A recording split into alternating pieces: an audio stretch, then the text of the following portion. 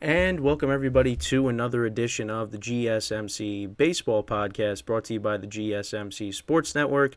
As always, I'm your host, Kenneth, and it's great to have you guys here on this Friday, February 9th. We have a lot to talk about on the show today, but before I get into that, just want to remind you guys, as always, to tip or donate and get your comments recognized, make sure to go to the following link. That is streamelements.com/GSMCSportsNetwork./tip. Again, that really helps the show, makes the show more interactive between myself, the host, and you guys, the viewers. Again, that is streamelements.com/GSMCSportsNetwork./tip. And as always, it is displayed on the ticker on the bottom of the show segment down below. So with that being said, let's get into what we are going to talk about for today. So obviously, it's been a couple of weeks since the last time I've done a baseball show. So I'll catch you up on the latest news, latest signings, trades, things like that. We'll start off the show by talking about the current state of the AL East, because there was major stuff that happened involving the Baltimore Orioles in terms of ownership and getting a big-time pitcher. So we'll get into that, how that impacts the AL East as a whole. Then in the second part of the show, we'll talk about some contract extensions involving Kansas City Royals Bobby Witt Jr. and Houston Astros Jose Altuve, so we'll get into that. Then we'll talk about the latest signings. One of them being Clayton Kershaw returning to the Dodgers, because there was some speculation on, was he going to come back, was he going to retire, but he is going to come back. And for a lot of people that love Clayton Kershaw, I mean, you want to see him come back because this team is loaded and they are trying to win a championship, and he wants another championship on his resume, on his Hall of Fame resume. So we'll get into that. And then I'll talk about the latest hot stove rumors, where the remaining free agents could potentially go. I know I saw that Jordan Montgomery could be making a decision soon. So we'll see what happens. We'll keep an eye on it. But yeah, that's the rundown for the show. So let's get into the first topic, which is talking about the current state of the American League East. So this has a lot to do with the Baltimore Orioles because I don't believe I talked. I mean, I did. I know I did a short on it, but I don't believe I did a show talking about the Orioles changing ownership groups. But yeah, so the Angelos family sold the Orioles to a new ownership group. I want to just pull it up just to refresh my memory. And part of that ownership group was actually Cal Ripken Jr. So so the Angelos family, they sold the Orioles to David Rubenstein for $1.725 billion. And a part of that group is also, like I said, Cal Ripken Jr. So, I mean, that is a great thing for the Orioles because one of the things with the Orioles is just the fact that, when guys' contracts are up, the Orioles don't typically, open their wallets for them. I mean, you see what happened with Manny Machado when they got rid of him, as one example. But this is great for them because, they're going to spend money. And then, I mean, not that they spent money with this move, but, maybe they give him a contract extension. So they went out and they got a big-time pitcher. And,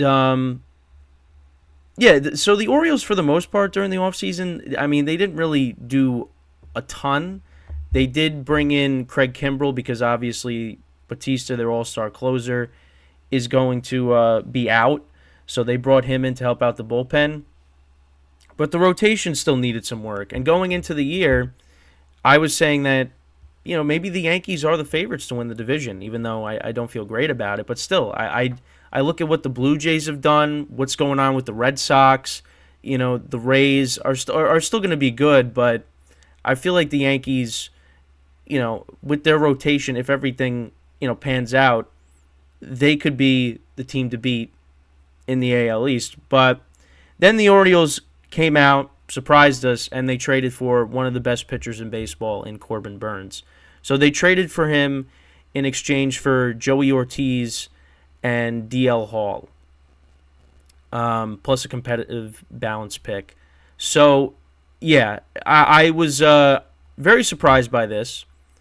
Again, Great move by the Orioles. The rotation was the weakness of the team last year. And, you know, they could, now with the new ownership group, they could pay Corbin Burnes and keep him if it pans out. So last year he went 10-8 with a 3.39 ERA, 200 strikeouts, a 1.07 WHIP. We'll go to some of his other his past years. So 2022 he went 12-8 with a 2.94 ERA. 2021 11-5 with a 2.43 ERA. And that's a guy that you're going to put at the top of your rotation to go along with some guys that had good years last year. I mean, Bradish had a good season for them. I think Dean Kramer, he won 11 games, but his ERA was a little high, but still, I just want to look at the Orioles' projected rotation. So now with Corbin Burnes added, so obviously he's going to be at the top of the rotation. Let's see here. Let's get to the rotation. So yeah, it's going to be Corbin Burnes, Kyle Bradish, Grayson Rodriguez, John Means, and Dean Kramer. So yeah, I mean, now with Corbin Burnes added to that rotation, it's a decent rotation. Bradish had a good season last year. Like I said, Dean Kramer won 11 games. So, I mean, you add that and to go along with their young players. I mean, this team is going to be good. I mean, they won 100 games. So, listen, you got to be excited if you're an Orioles fan because, I mean, when I was younger and the team was losing over 100 games every single year, they were one of the worst teams in baseball. Now, being an adult basically, and this team, made the playoffs last year, won over 100 games. And obviously they did make the playoffs, during the Machado, Chris Davis, Adam Jones era. So it's not like this entire time they've been awful. But, they were bad. Then they got good again with Buck Showalter as the manager. Then they had some rough years in recent years. But then, the last two seasons, a good second half of 2022. And then last year, I mean, they exceeded expectations by a lot. They, again, 100-win season. And now let's see what they could do to follow it up. And, again, you added one of the best pitchers in baseball to add to your rotation. And, you got a young core to build around. With Adley Rutschman, with Gunnar Henderson, Anthony Santander, Cedric Mullins. This team is this team's going to be good. And you could probably say that they are the favorites to win the division with just this one move. Because, again, that was the problem with the team last year, was the rotation. And, once they got to the playoffs and they played the Rangers, their pitching got exposed a little bit. So, we'll see what happens now. Some other moves, the Yankees, they traded for Caleb Williams. I did it again. Caleb Ferguson from the Dodgers, a left-handed pitcher. That's the second lefty that they've gotten from the Dodgers. They also got Victor Gonzalez earlier in the offseason. So they're kind of filling out their bullpen. With the Yankees rotation, it's a lot of ifs. I mean, really with the team, there's a lot of ifs. In their lineup with Rizzo, LeMahieu, Stanton, will Anthony Volpe take the next step in year two? Which I think he will, but we'll see. And the rotation, like I said, there's a lot of ifs. If Nestor Cortez can bounce back, if Rodon can bounce back, if Marcus Stroman can pitch like the Marcus Stroman from the first half of 2023. The only pitcher that I have no concerns with is Garrett Cole. So, listen, I think the Yankees have done enough where they're going to be a playoff team. They're going to be one of the better teams in the American League if, injuries don't play a role, which they probably will because they do every single season.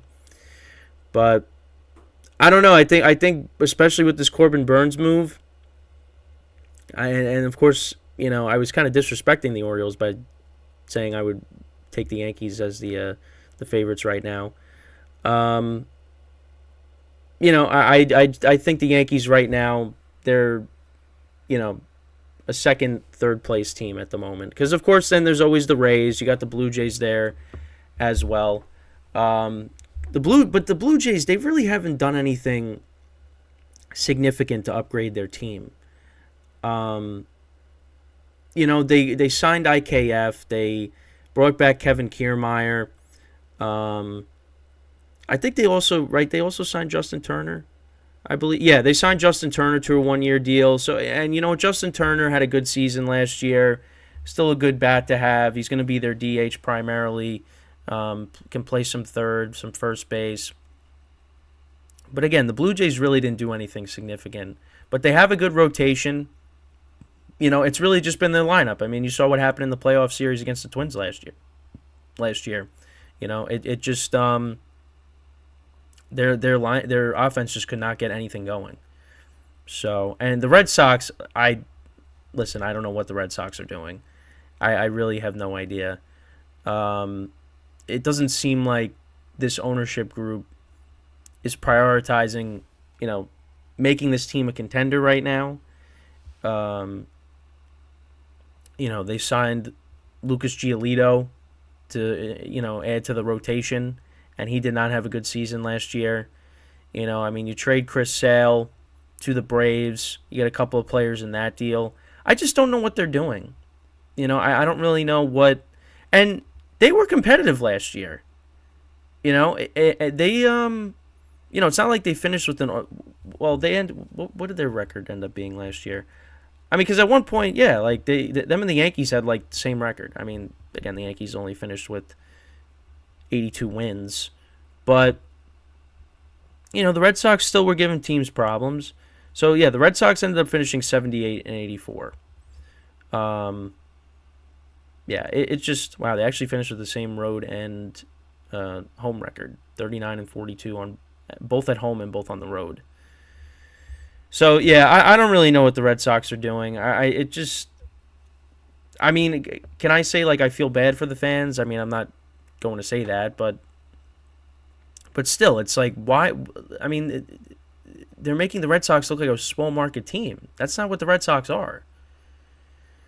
But, and you thought when they let go of their general manager, Chaim Bloom, because I remember I did a video on it, that, things were going to change. And it doesn't seem like things are changing. It seems like things are getting even worse. I mean, imagine if this team didn't bring back Rafael Devers and they let him walk. I mean, they let Bogarts walk. They traded Mookie Betts. I mean, what would have happened if they, let Devers go? But I don't know. It's very strange. It is definitely very strange what's going on there. But when you look at the division as a whole, like I said, I think the Orioles right now, you got to pencil them in as the favorite. Raising the Yankees, I think the Blue Jays personally are the fourth best team in the division. I think it's the Orioles, raising the Yankees, then the Blue Jays, then the Red Sox. Because you got to respect the Blue Jays lineup still. I mean, they got a ton of talent on that team. It's just, again, you get to the postseason, and they don't do anything. So, I mean, I like their rotation a lot, even though when they go against the Yankees, it's annoying. But they got a good rotation. You got a good lineup with Bichette and Vlad Guerrero Jr. and Springer. Now you bring in Justin Turner, who's a good bat to have in your lineup. But, it's all about taking that next step. And are they going to be able to do that? I don't know. It remains to be seen. But, that's pretty much it with this topic. But, this is really about the Orioles and just the fact that this is not the same old Orioles. This is going to be a team that, they're going to spend money, it looks like. And, it's going to be interesting. And I hope the Yankees, obviously, do well because that's my team. But it's going to be tough. before we go to break, so we got Nelson, who is the host of the GSMC basketball podcast here. So just shout him out for that. Make sure to tune into that. He said, "How do you feel about Juan Soto?" I mean, I was thrilled that we were able to get him. I honestly did not think the Yankees were going to make any significant moves this offseason, but the fact that they were able to get him, and even if it's a 1-year rental, I mean, at least they did something. I know there's a lot of Yankee fans complaining that, we really didn't do much. I mean, we did. We got Juan Soto, who's one of the best players in baseball. So, and I said we. We've got to try to avoid saying we. But the Yankees got Juan Soto. So we should be happy about it. Now, they could have did more, but what they were able to do, getting him, getting Verdugo, I'm happy with what they were able to do in the offseason. Now they just got to go out there and perform, and we'll see if they can do that. So when we come back from our first break of the show, we'll talk about the contract extensions of both Bobby Witt Jr. and Jose Altuve. So stick around, and we'll be right back here on the GSMC Baseball Podcast. I feel like I'm losing my mind. Is everybody in the world blind? Please, Lord, give me a sign, a sign. I feel like I'm losing my mind. Is everybody in the world blind? Please, Lord, give me a sign, a sign. I wanna be the greatest. Everybody on the fake shit. I look around and feel like everybody is the fakest. I make this every day and I'm impatient, hoping one day I blow up from the basement. Statement, the top is so vacant. I don't hear shit that I think is amazing. Waiting for my day when I'm playing sold out shows for 1,000 faces. Hey, give me that crown, get in my way and to be put down. It ain't your place, all this my town. If I want that shit, then I'll get it right now.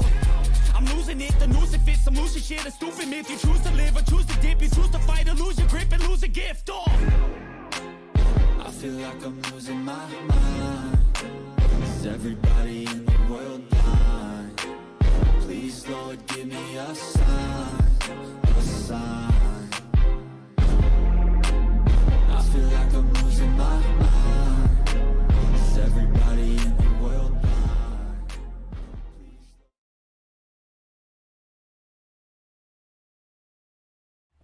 All right, and we are back here on the GSMC Baseball Podcast. And for the second part of the show, we are now going to talk about Bobby Witt Jr. and Jose Altuve signing contract extensions. So with Bobby Witt Jr., he signed an 11-year, $288 million contract, $288.7 million contract extension. Last year, first season with the Royals, in 2022, 20 home runs, 80 RBIs, 254 batting average, 294 on base percentage, 428 slugging, 722 OPS. All of those numbers improved last year. 30 home runs, 96 RBIs, 276 batting average, 319 on base percentage, 495 slugging, and an 813 OPS. And listen, I'm not a big fan of big contracts, but this is a contract that I can get behind because he's 23. The Royals, again, I've talked about this numerous times on the show, how far they've kind of fallen since the World Series championship back in 2015, which is, the fact that it's pretty much almost 9 years ago that happened is just unbelievable. Again, that's just how fast time flies. They've lost a lot of guys over the years, and this is the guy that they're looking to make as the face of the franchise. And they've made some moves in the offseason. They've added pitching. So, I don't really know, how competitive they're going to be this year. But, he's going to be, he's going to be looked at as the face of the franchise, and they're going to try, at least, you would think, from giving him this big contract, they're going to try to build around him and get the Royals back to being, maybe a playoff contender at some point. Because, actually, let's look at the Royals depth chart currently. Because, again, like I said, they've made some moves in the offseason. They signed some pitchers. So, right now, they still got Salvador Perez from that World Series team. I mean, I think he's like the only remaining player from that World Series team. We'll see. This is just the lineup. So let's see. Yeah, so they added. So yeah, Nick Anderson, Seth Lugo. I know they added Will. I believe they added Will Smith, if I'm not mistaken. They added Michael Wacha. Yeah, they added Will Smith. Yeah, I mean, we'll see. We'll see what happens. They actually recently signed, and I'll talk about this in the next segment. They signed Adam Frazier, an infielder. So, they also have, they actually have Hunter Renfroe. They brought in Hunter Renfroe, I guess, who has some power. 20 home runs last season. Yeah, I mean, I don't really know. And you look at the AL Central. It is a weak division. I mean, the last couple of years the Guardians and the Twins have won it, but it just, it's not a juggernaut of a division. So I mean, who knows? Maybe they surprise some people. But I mean, I think they'll win. They're not going to lose over 100 games. That's what I was trying to say. Because last year, yeah, that was rough. So we'll see. But again, this is a contract that I could get behind just because, again, the age. I feel like listen, Aaron Judge got his big contract, and towards the end of that, that might hurt because, he's going to be he's not going to be the same player he is right now. And the Yankees will deal with that when the time comes. But, here with Bobby Witt Jr. being 23, 11-year contract, I can get behind that deal. So now we get to Jose Altuve. So he signed a 5-year, $125 million contract extension. So that's, basically going to take him to the end of his career.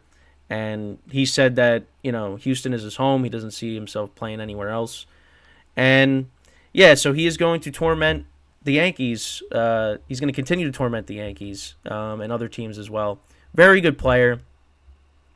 And, listen, I mean, we could always talk about, the cheating scandal. And that's always going to be attached to all those players. But this guy is unbelievable. He is one of the best players in baseball, when he's healthy. He's one of the, the best postseason players. He's clutch. I mean, he's a great player. And, it was interesting because the Astros, you heard a lot of rumors that they were going to start, they might, or not start, but they might trade people. I mean, Framber Valdez is a name that came up in trade talks. Alex Bregman as well. Maybe the Astros are looking to extend him. And some of their core guys have left in free agency. George Springer leaving, Carlos Correa leaving, and you're thinking, well, is it going to be are Bregman and Altuve going to be next? I mean, Bregman could still leave, but at least with Altuve, he's going to be here for the long haul, and this team is going to be really good this year, you would imagine. I know they, lost some of their relief pitchers in the offseason, but they did bring in Josh Hader, who is, arguably the best closer in the game, or one of the best closers in the game. This team is still going to be very good. I mean, I'm not going to count the Astros out. I don't think you should until you actually beat them. And the Texas Rangers, they had to, it took 7 games to knock them out. And I really thought after the Astros had that comeback win, what was it, in Game 5? I thought when Altuve hit that home run in the 9th inning, I thought it was over. I thought the Astros were getting back to the World Series again. But that didn't happen. Because I think every road team won games in that series, if I'm not mistaken. I gotta pull it up. But yeah, I mean, that was a great series. And credit to the Rangers, man, because look, as a Yankee fan, it's been rough trying to beat this team in the postseason. The wounds still haven't healed from from all those playoff losses. But yeah, I think so I think the road team won all of the games for that playoff series, which happened also in the World Series with the Nationals. That was the same thing. But yeah, I mean, listen, the Astros had to keep him. I mean, that's your franchise guy, and he's 33 now, so he's getting a little bit older, but he's still, and injuries have kind of slowed him down a little bit the last couple of years, because I know he missed part of last year, because he got hurt in the baseball classic. I think that was part of the reason why. But yeah, I mean, not that like it slowed him down, like it seems like he's declining, but it's not playing in every game last year. But I mean, I don't really know what else to say when it comes to Altuve. I mean, he's just, like I said, he's a tremendous player.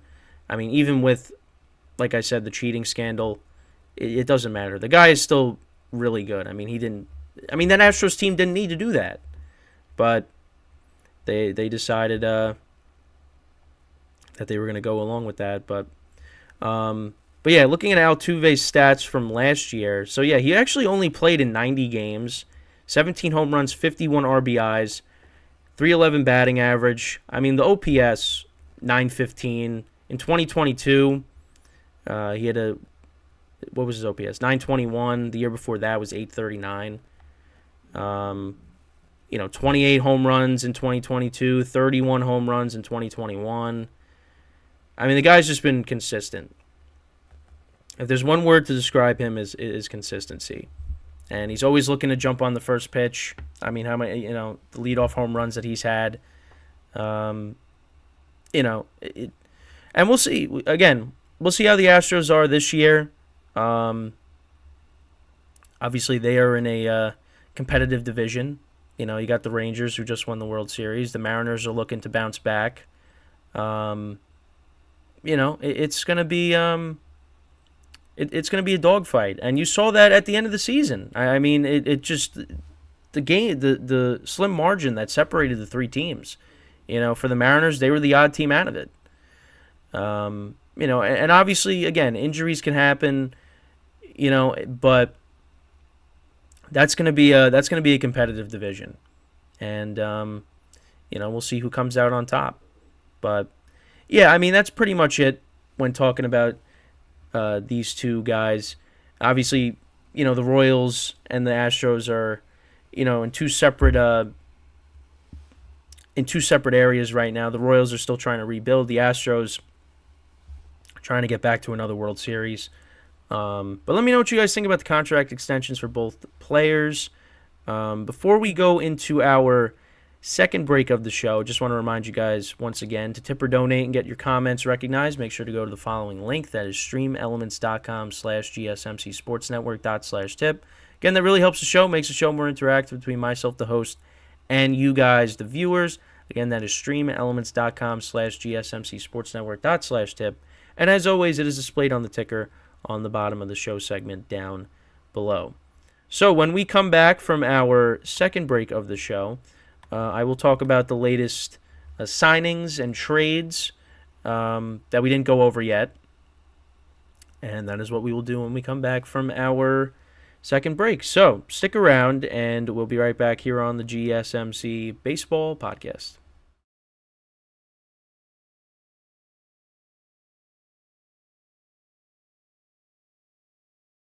For the best and latest podcasts available anywhere, go to the podcast app on your cell phone and type in GSMC to access free content-rich podcasts on health and wellness, book reviews, sports, entertainment, relationships, social media, movies, technology, finance, and even weird news. Subscribe and download the GSMC Podcast Network's family of shows, available everywhere podcasts are found.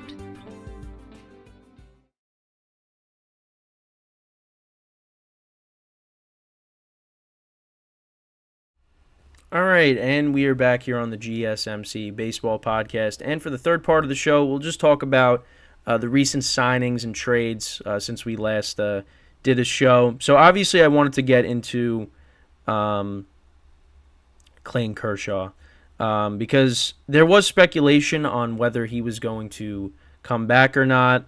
There was talk about him retiring. He did have off-season shoulder surgery. It was up in the air on whether he was going to come back or not. But he did come back. He is coming back. He is going to miss part of the 2024 season. He's going to miss the start of the 2024 season. The Dodgers, you look at what they've done in this offseason. The rotation is loaded. With Yamamoto and... Yamamoto hasn't pitched in the majors, so we got to see, how that translates. But from what everybody's saying, it's going to pan out. So you have him. You traded for Tyler Glasnow from the Rays. You signed James Paxton to be a back of the rotation guy. We'll see what happens with Walker Buehler coming back from Tommy John surgery. The Dodgers made a lot of moves. Obviously they're not going to have Ohtani in the rotation, but again, they got him in the lineup. But I think from what the Dodgers did, I feel like Clayton Kershaw definitely maybe had that itch, like, oh, I got to come back. This team is loaded. I can't retire now. And the good thing is for him is he's not going to be looked at to be the number one guy. Like he doesn't have to do that. Now, Clayton and he still had a good season last year. Kershaw's getting older, but still putting up solid numbers. His numbers from last year, so he went 13-5, 2.46 ERA in 24 starts. How many strikeouts? 137 strikeouts. So yeah, the strikeouts have dipped. You go back to between 2011 to 2015. 2015 he had 301 strikeouts. Listen, the guy is unbelievable. First ballot Hall of Famer. 2014 he went 21-3, 21-5 in 2011, 18-4 in 2017. What a career he's had. And again, last year, still pitching well, still pitching to a sub-3 ERA. And again, I know the playoff start against the Diamondbacks was bad. The Dodgers getting swept. I don't think anybody expected that, especially to the Diamondbacks. But also, the Diamondbacks kind of getting disrespected a little bit, at least from watching the Michael Kay show. Kind of just seems like the Diamondbacks got dismissed a little bit. At least when I was watching, I think it was yesterday. It was like, because they were talking about the World Series, and it's like, it's like, I don't know. The way it came off is it's like they weren't really giving them credit. And again, this is coming from me, and I kept picking against them. I did pick them to move on against the Brewers, but they just kept proving people wrong. They beat the Dodgers, they beat the Phillies, and again, they just kind of ran into the Texas Rangers, and they lost the series. But the fact that they were able to make it after only winning 84 games in the regular season, it's unbelievable. But back to the original point, with Kershaw, him coming back, again, this team is loaded, and, he's not going to be asked to be the guy. You have other guys around you where you could be looked at as like the number 3 starter. If Yamamoto pans out and he ends up being what we all expect, or what a lot of people expect, and then you have Glasnow and Walker Buehler being back too. Listen, Kershaw's just got to be, middle of the rotation guy. Not saying that that's, who he is over the course of his career. It's just now, at this point, you're not going to be... There's going to be a lot less pressure if everything pans out with their rotation. So to kind of go through some of the other signings as well, Carlos Santana signed with the Twins. He signed a 1-year contract. So he hit... So this was... Oh, wait. yeah, so 23 home runs, 86 RBIs last season, a 747 OPS between the Pirates and the Brewers in 2023. Still productive bat at his age. So not a bad signing, I would say, for the Twins. You also got the Rays signing of the Astros reliever Phil Maton. Last year, he pitched to a 3.84 ERA and 1.25. Oh, wait, that was in 2022. From what I'm reading, so, yeah, 3.84 ERA and a 1.25 WHIP in 2022 with a 3 ERA and a 1.12 ERA this past. Okay. All right, yeah, so 3.84 ERA in 2022 and a 3 ERA in 2023. Okay.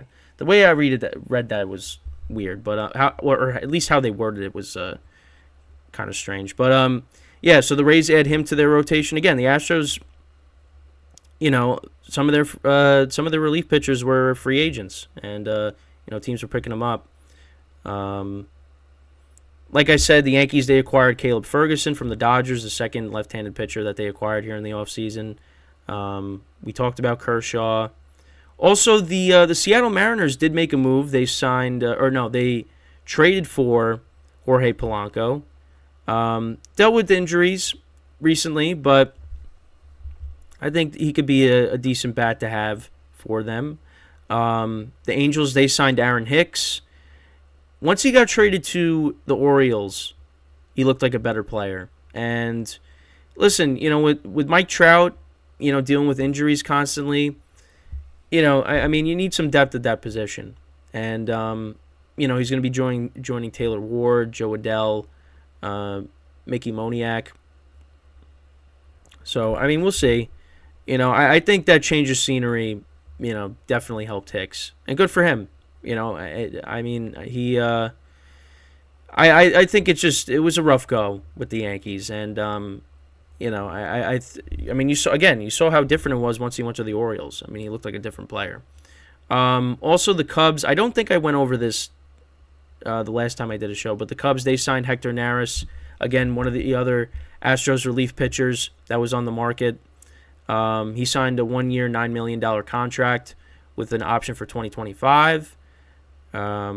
Posted a 1.71 ERA and a 1.05 WHIP across 71 appearances. So Cubs are getting a really good relief pitcher there. One concern is his age. He's 34. But you know what? It's a good signing. Adam Frazier, like I said before, the Royals signed him to a 1-year contract. 13 home runs last year. So, we'll see. I mean, that's, again, add more depth to your infield. I don't remember if I talked about Jock Peterson and David Robertson being signed. Robertson signed with the Rangers. Jock Peterson signed with the Diamondbacks, so he stays in the NL West. I might have not, but I just bringing him up again, I guess, in case I did, again, because it's been a while. I did bring up Justin Turner signing a 1-year contract with the Blue Jays, 276 batting average, 23 home runs, 800 OPS last year with the Red Sox. I mean, you wonder why didn't the Red Sox bring him back? I don't know. Again, it all goes back to what are the Red Sox doing? And to be honest, I don't really know. I don't really know what they're doing. Went over that. Caleb Ferguson trade. Kershaw, talked about that. The Brewers, they signed Gary Sanchez. Was decent last year for the Padres. It showed some power last year. So we'll see what happens with the Brewers. I mean, the Brewers, it's interesting because, it seemed like they wanted to be. They wanted to compete in 2023 or 2024, and now you traded away your best pitcher. So I don't know what they're, and again, both, like, talk about the AL Central, the NL Central is also a weak division too. So, yeah, I don't know. I really don't know. But the Brewers, they kind of just they've been going in circles too. Like, they're a competitive team, and, they get to the playoffs, and they can't take that next step. And there's a lot of teams that do that. And they're just one of those teams that it happens to as well. Also, a pair of former Yankee relievers, they got signed. Kenyon Middleton, who I actually did like. He signed with the Cardinals. Between the White Sox and the Yankees last year, he went 2-2 with a 3.41 ERA, 64 strikeouts, 1.25 WHIP. I liked him last year. I was hoping the Yankees would bring him back, but that ended up not happening. Also, Wandy Peralta signed a 4-year contract with the San Diego Padres. So it was for 4 years, $16.5 million, annual salary of $4,125,000. Yeah, I thought that was interesting, especially at his age. Yeah, the Padres, they had another Yankee reliever. They got them from the Juan Soto trade, Michael King. We'll see what they do with Johnny Brito and Randy Vasquez, but yeah, I was kind of surprised by that because again, that was another pitcher that I was hoping the Yankees were going to bring back, and he signed that contract. I was fine with it. I was fine with the Yankees not doing that, but again, he was a solid lefty. Again, walked a lot of guys, but the Padres are getting a decent reliever. I just don't know for that contract why you would do that, but that's what they decided to do. But I think that's pretty much it. I don't think I'm missing anybody else. I think those are all the recent signings that I didn't or that I wanted to go over. But yeah, and the other thing too is, everybody, baseball starts this month. It starts this month. We got a couple of weeks, and I think in exactly 2 weeks is the first spring training game, if I'm not mistaken. Actually, no. It's February 22nd is the first spring training game, and that is between the Dodgers and the Padres. So we got baseball this month. That long off season is coming to an end, and we will finally have some baseball, even though it's spring training and it's all about guys trying to make the team, and obviously starters getting their reps, getting themselves in game shape for the regular season. So we still have some time to go before we get to the regular season, but baseball does start this month. I'm excited, because football is going to hand the baton off to baseball. And then obviously, you got the hockey playoffs and the NBA playoffs coming up in a couple of months. You got March Madness starting next month. So there's a lot going on. There is going to be a lot going on. And baseball will be right there. And then before you know it, it's just going to be baseball over the summer. So, yeah. And just reminding you guys again that at 10:30 a.m. Eastern Time, I will be streaming the football podcast, and I'll be previewing the Super Bowl. So we finally made it to that. So make sure to tune in for it. But yeah, I again, like I said, baseball starts this month. The wait is almost over. But we still got some free agents that have to find the new home. And when we come back from our final break of the show, we will talk about the latest hot stove news. So, what's the status on some of these free agents? Because again, I said earlier in the show, Jordan Montgomery could be making a decision soon on where he's going to potentially go. We still got Cody Bellinger out there, Matt Chapman, Blake Snell. There are still some big free agents out there. And, we'll see how long it goes before they actually end up, with a new team. Because it can end up going into spring training, So, so when we come back from our final break of the show, that is what we will discuss. We will talk about the latest hot stove news, latest rumors, and things like that. So, for one final time here, stick around, and we'll be right back here on the GSMC Baseball Podcast.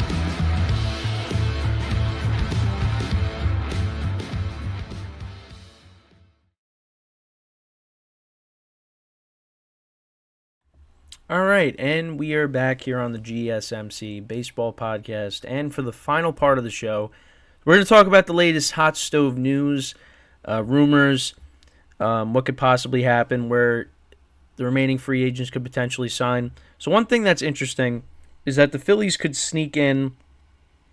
Again, I'm looking at the MLB at Bat app. So the Phillies apparently could sneak in and land a prime free agent. Now, what's talked about here is Blake Snell or Jordan Montgomery. Now, the Phillies, they spent money to bring Aaron Nola back. Obviously, you have Zach Wheeler as well. Those are the top two guys in their rotation. And listen, if they went out and they signed either Blake Snell or Jordan Montgomery, that only enhances their rotation, and that would be, I wouldn't say it would be a shock, but it definitely would. I think either of these pitchers, that only helps their rotation, and makes them dangerous. I mean, Blake Snell won the Cy Young last year in the National League. I know people have talked about him not going deep into games and throwing a lot of pitches, which is something that's concerning. But again, he won the Cy Young last year. Jordan Montgomery, how he performed in the postseason. So whoever they end up getting, if they sign one of those two guys, to go along with Aaron Nola and Zach Wheeler, that would be a good move for them. The Phillies have World Series aspirations. They fell short against the Astros. Then I thought, they were going to get back to it when they beat the Braves again, but the Diamondbacks prevented that from happening. They fell short again.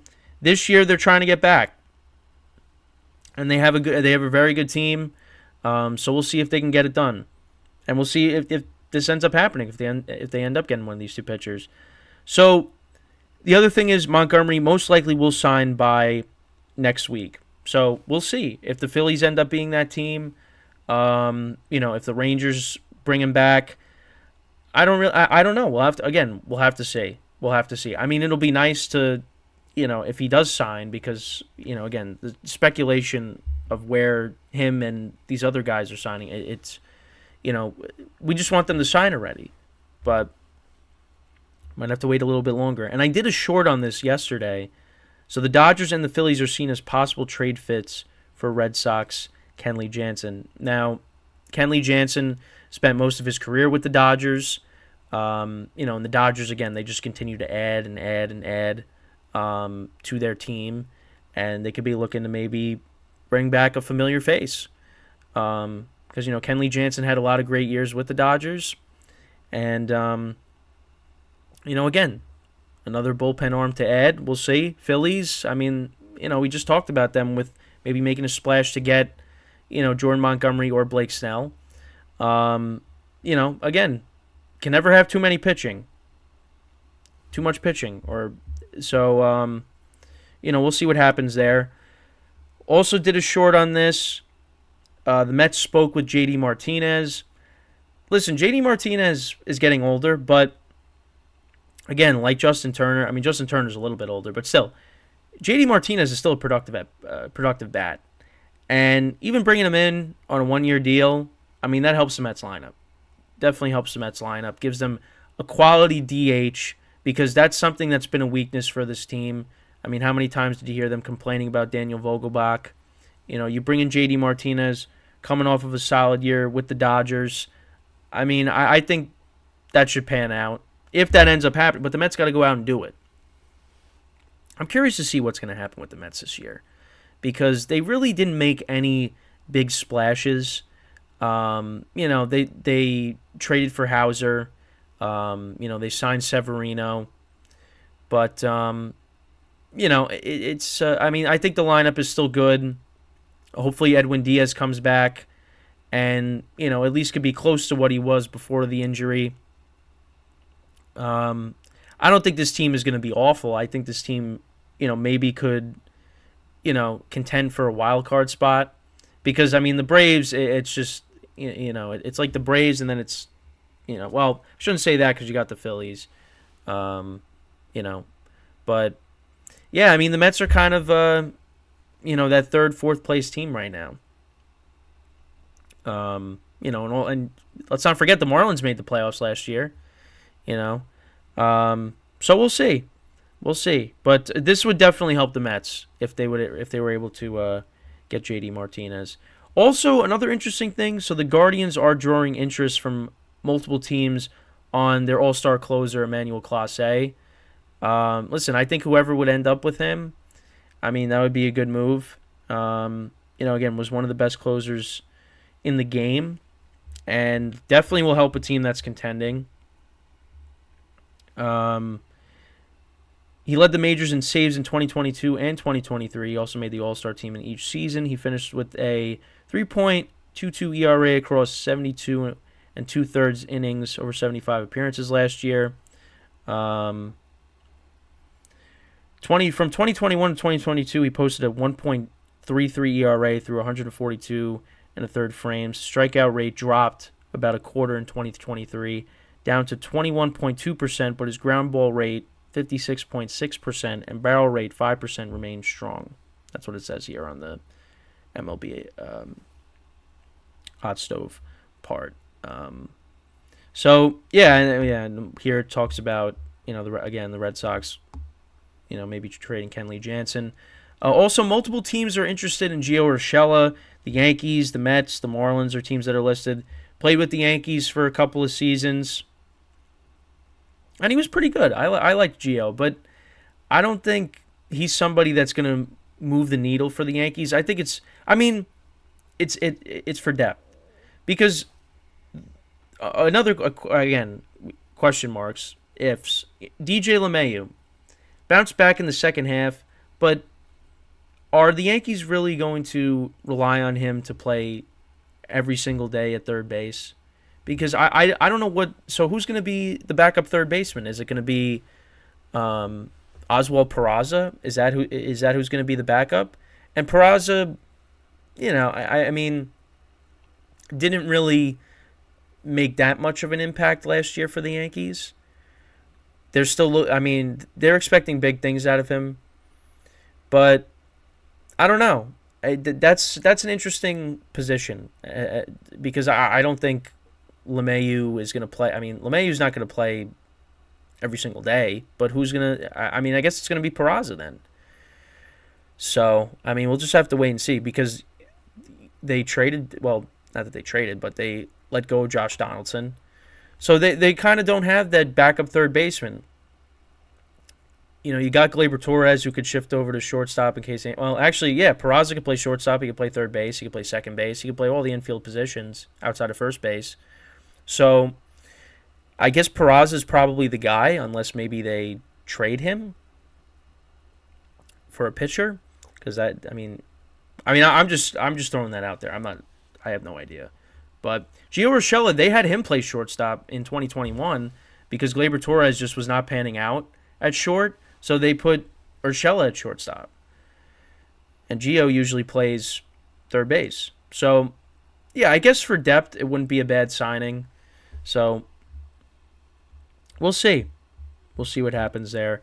Also, the Giants, they were in talks with Jorge Soler.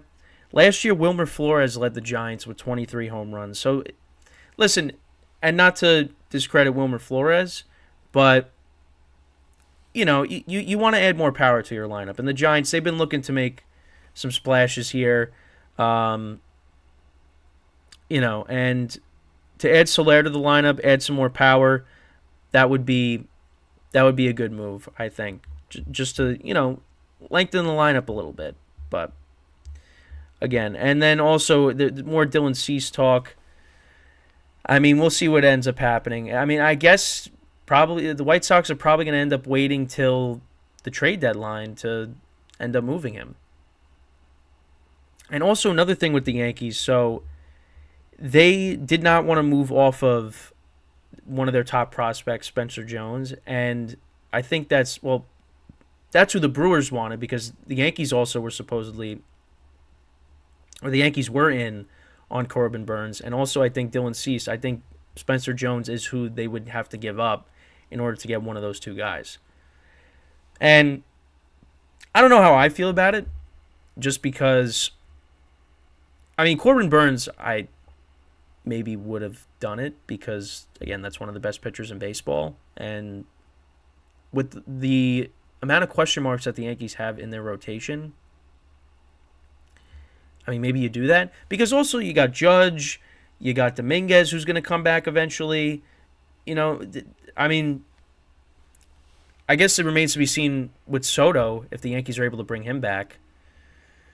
But yeah, I mean I thought that was interesting. Also, the fact that the Yankees also were willing to exceed Rodon's contract when they offered Blake Snell a contract, because I think the Yankees are the only team that has offered Blake Snell a contract, and he turned it down. So but he's still out there. Maybe he'll take a little bit of a discount, and maybe he'll come to the Yankees. But we'll see. We'll see. I mean, probably not.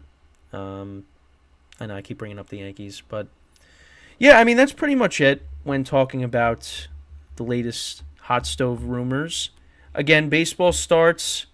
Actually, well, the other thing is, I mean, not that this might not be that enticing, but another thing, at least 8 teams showing significant interest in Tommy Pham. The Twins, the Red Sox, the Padres, Giants, Mets, Angels, Marlins, and Nationals looking for left fielder DH, and that's Tommy Pham, who was decent with the Mets last year, and then I think the Diamondbacks traded for him. So we'll see. But yeah, I mean, that's pretty much it when looking at the latest hot stove news. Again, baseball starts this month. The off season is nearing the end, although we still got some free agents that need to sign, and eventually they will. I'm curious to see what's going to happen with Bellinger. Because is he going to go back to the Cubs? Or is somebody else going to come in and grab him? But I guess teams are reluctant to give him a big contract because they don't know if he's going to be able to repeat the success that he had in 2023. And I get that because, again, watching the Michael Kay show the other day, in between his MVP season with the Dodgers and last year, it was rough. It was rough for Cody Bellinger.